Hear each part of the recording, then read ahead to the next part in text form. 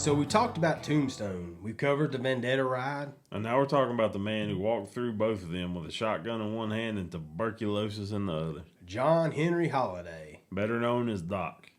Doc wasn't born into violence. He was born in Georgia in 1851 to a respectable Southern family. He earned a dental degree from Pennsylvania College of Dental Surgery in 1872. Let's stop right there. Yeah. You go to dental school in 1860s and 70s, you know you came from a prominent family. Right. And then tuberculosis hit. Back then, TB was basically a slow death sentence. Doctor told him the dry air might extend his life. So he headed out west. He traded dental tools for cards, whiskey, and a revolver. After the Vendetta ride in 1882, Doc and Wyatt Earp went separate ways for a while. But their bond was sealed in blood. Doc reportedly once said, "Wyatt Earp is my friend." And when someone replied, "Hell, I've got lots of friends," Doc answered, "I don't." That tells you everything right there. That does right there.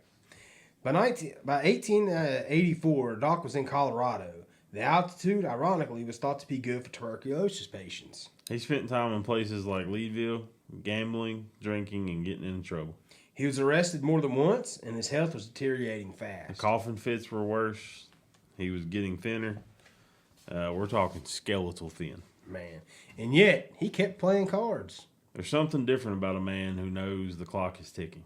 Doc had lived for years expecting to die in a gunfight. But instead, tuberculosis was quietly winning.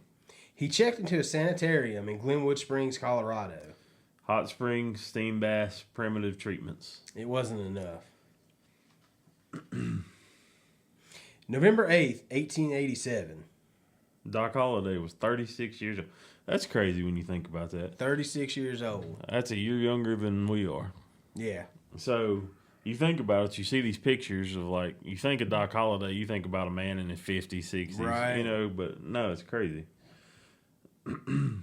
But he reportedly looked down at his bare feet in the hospital bed and laughed. For years, he expected to die with his boots on in a gunfight. But instead, he died in a bed. His last reported words? "This is funny." Jesus, man. That sounds like something Doc Holliday would say. Yeah. Doc was buried in Glenwood Springs. Ironically, his grave's exact location is debated. Some believe the marked grave may not even hold his body due to frozen ground conditions at the time. Even in death, he's still a mystery. And Hollywood loves Doc Holliday. Especially after Tombstone, where Val Kilmer played him as a sharp-tongued, theatrical, almost romantic. And sure, the real Doc was witty, educated, and dangerous. But he was also sick, addicted to alcohol, and prone to rage. He killed men. He saved Wyatt Earp's life. He alienated people. He stayed loyal to almost no one except Wyatt. Was he a villain, though? A victim of circumstance? A Southern gentleman corrupted by his illness? Or just a gambler who ran out of time? The truth is probably less cinematic.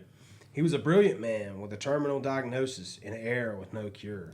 He leaned into danger. Because if you're going to die young, you might as well make sure they remember your name, and by God, he did. So Tombstone made him famous. The Vendetta ride made him feared. But tuberculosis made him mortal. And maybe that's why Doc Holliday still fascinates people. Because behind the revolver was a man racing a disease that he couldn't outshoot. So this has been The Basement. 3 parts, 1 legend. Stay curious. And if you got friends like Doc, make sure you deserve them.